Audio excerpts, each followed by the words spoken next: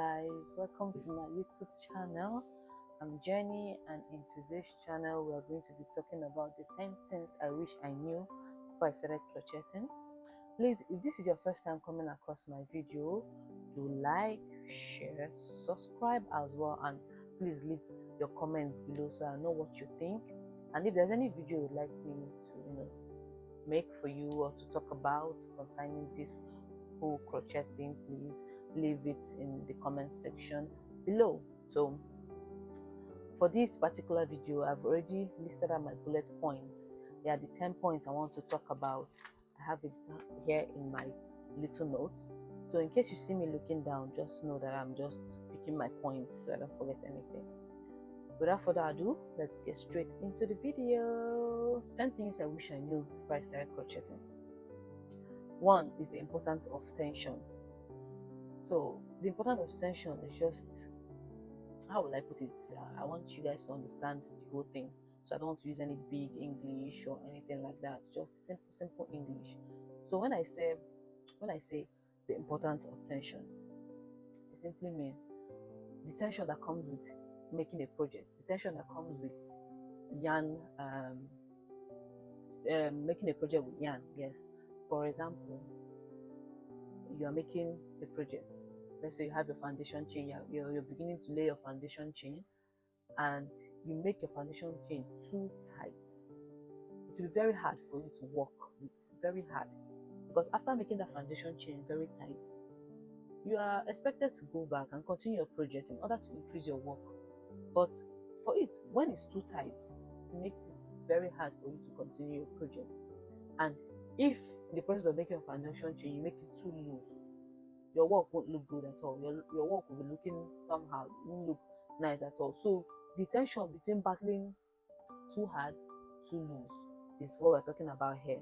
If I had understood this in the beginning, I don't think I would make such mistakes, because I have had projects which I've made the work, the foundation chain. In fact, the chains were too tight. It was a struggle for me. I ended up losing most of my projects, getting frustrated at the end. But this is something you have to understand. It's something that must happen, because it's just something you're starting. So you're going to, you know, you're going to how will I put it? You're going to battle between making it too hard, making it too loose, making it medium, and the rest. So please, when this is happening, just understand that as a beginner, it's not a problem. Just try to get the whole tension thing. Just try to understand your yarn and how to work best with it. So number two, not all yarns are created equal. Yes, not all yarns are created equal. I recently got a yarn that is weighing 10 gram. I also have one that weighs 100 gram. Yes, so not all yarns are equal. Not all yarns are the same. They have different textures. Most times there are yarns that are created that are best advised to use for making bags. There are ones that are best advised to use for making cloths, blankets as well, and other things. So just understand that yarn has different textures, it has different sizes as well, and in different colors. So number three on our list is the hook size matters. The hook size matters a lot. That's why I in my previous video, when I was talking about the things you need to have before you begin your own crochet journey, I listed crochet hooks. When I was explaining it, I had a lot of crochet hooks on my hand with different sizes. Yarns are different, so are hooks different. There's some yarn on the instruction on the body of the yarn will tell you use a 5.5 millimeter hook for this yarn. Some will tell you use a 2.2. The yarn that is asking you to use a 2.2 millimeter hook, the strands are smaller, while the ones telling you to use a 5 by 5, sorry, 5.5 millimeter hook, the strands are bigger. There are yarns you come across, you need to use 10 millimeter, very big yarns, very big. The only thing that can go there you can use is a 10 or even a 20. So by the time you understand that all these things are different, it will make your work easier for you, because you can't be using a 5 by 5 for a wool that inscribes use a 2 by 2. Do you understand? So if you get a yarn, just try your best to read the cover. If you can't, make sure you have all these hooks with you. You can just test it out first. Test it out. But please don't make a mistake of buying just one single hook, except if you buy one single hook, maybe let's say you buy a 3.5, make sure to get yarns that are only for 3.5 millimeter hook. Don't go and get a yarn that is meant for a 10 millimeter hook. So the yarn you have, sorry, the hook you have, make sure you get the appropriate yarn for it. If you understand this, I'm sure your work will be smooth. So number 4 on our list is crochet terms can be confusing.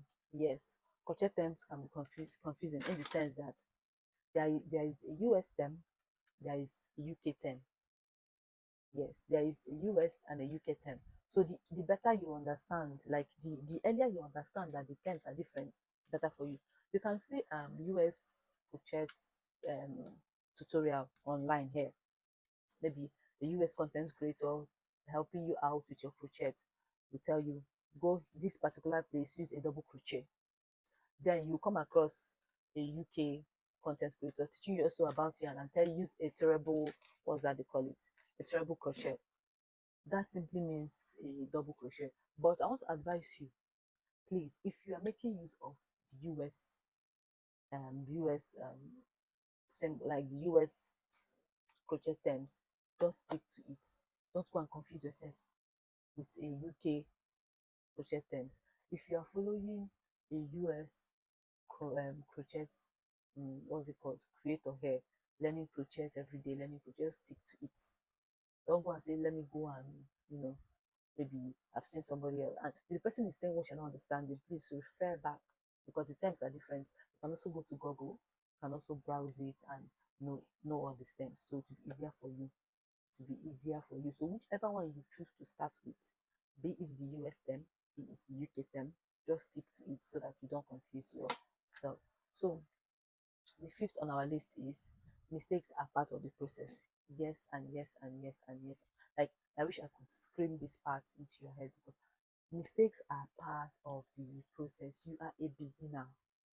You are not expected to make beautiful projects on your first trial. In fact, even in the first 6 months, you can keep making mistakes. Mistakes are allowed. Mistakes are normal. Mistakes is a process. You can end up making, let's say for example, a sweater, and at the end it doesn't really fit you that much, or you get angry, and do not do that. Don't get angry, don't beat yourself over that, because mistakes are normal. It's a process. In fact, you have to make mistakes. If not, I don't think you are really understanding the whole thing. Yes, you can be crocheting, making a crochet project, and maybe you are asked to chain 15. You chain 15, then on the other row you are asked to do another 15, and you make a mistake. It's okay for you to lose the project. I know how many projects I have lost. I have lost and remade. So mistakes is part of the process. Then number six on our list is practice your foundation chain. See, your foundation chain is like they call it foundation. It's the beginning of something. Foundation chain. If your foundation chain is not okay at all, to mess up your whole work. Let's say in a tutorial you are asked to chain 16 for size medium. Maybe after the measurement of your body, you are size medium. You're asked to chain 15 and you chain lesser than 15. You won't like it at all. I've made that mistake before, where I was asked to chain a particular chain and I felt like, oh, it's too big, and I decided to reduce my own chain. With the same measurement, I decided to reduce my own chains, and the whole work was not nice at all. So I had to lose the work. So if you measure yourself, even if you didn't hear anybody tell you chain so amount, you can use your tape measure. You measure yourself. After measuring yourself, that foundation chain, after chaining it, you place it on the tape rule. If it's exactly at where it's supposed to be, same measurement with your body, fine. You chain exactly that.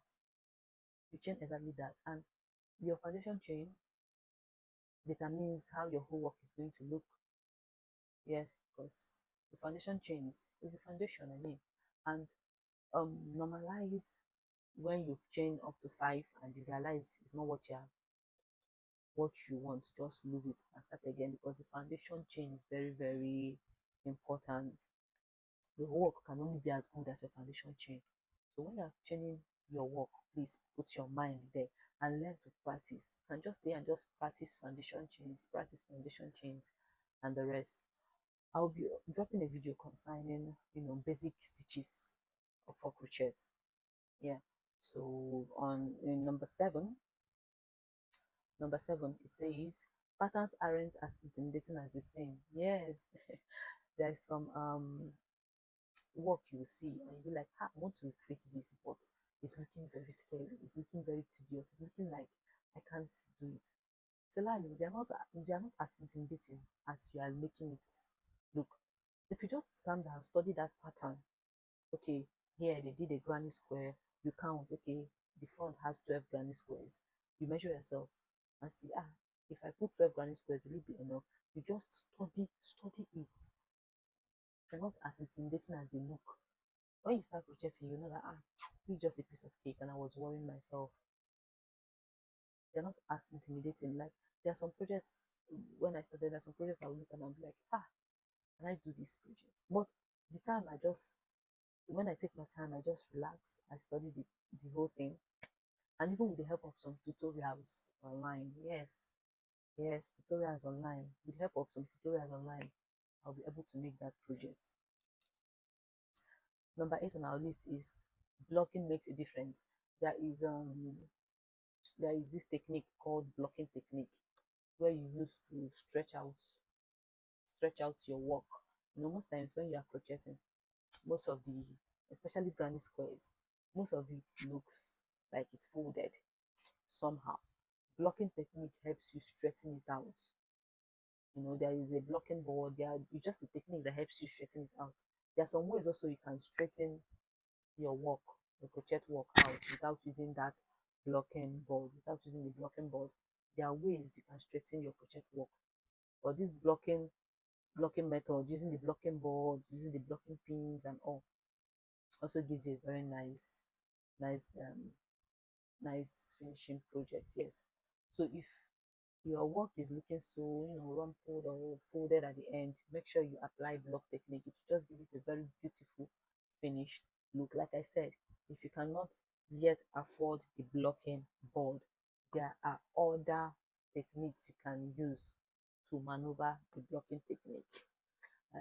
Okay. Now, number 9 on our list is joining yarn isn't as scary.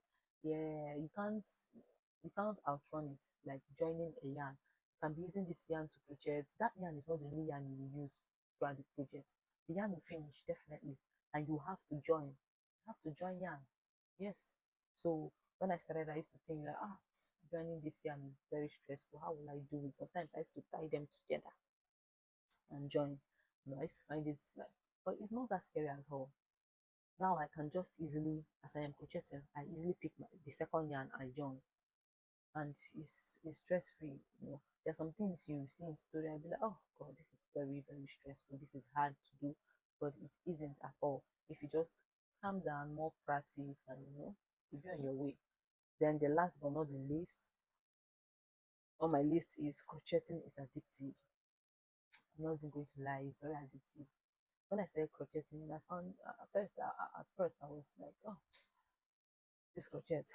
My first project took me 2 months thereabouts, and that was a shrook top. A shrook top. The top just stopped here. A shrook top took me about 2 months. That was not because I just wanted it to take. I started the work. I got tired. I know how many times I had to lose that shrook top before I could even get a shrook top that looks like what I was trying to model. At the point I gave up, I was like, I'm tired. I can't even do this anymore. That's why it took me 2 months. Then one day I was bored and I decided to pick up my crochet hook again. I picked up the shrook top and I continued making the shrook top. Now I can confidently tell you that it's a hobby. Crochet is a hobby for me. Like whenever I just feel like, I can just pick up my crochet, I start making something, Like I find it very interesting now. I'm more comfortable crocheting. I got very nice crochet hooks. I have very beautiful yarns that I want to work with. Like nobody told me it's going to be addictive. It is addictive because once you're crocheting, time is passing. You don't even know. Like I can crochet for over 4 hours. I'm like, let's see there. Just leave the crochet for me, then give me movie. It's over. I'm just watching my movie, I'm crocheting, time is going. Maybe I have my snacks by my side and I eat and everything. It just makes me so happy. You understand? It helps me ease off stress. If I'm stressed, I can just rest for let's say 20 minutes. If I pick up my crochet project and start crocheting, it just seems like the whole stress just clears out. They didn't want me that it's going to be addictive. Like when I see beautiful things, especially on Pinterest, I use Pinterest to get most of the things I model, like most of the projects I make.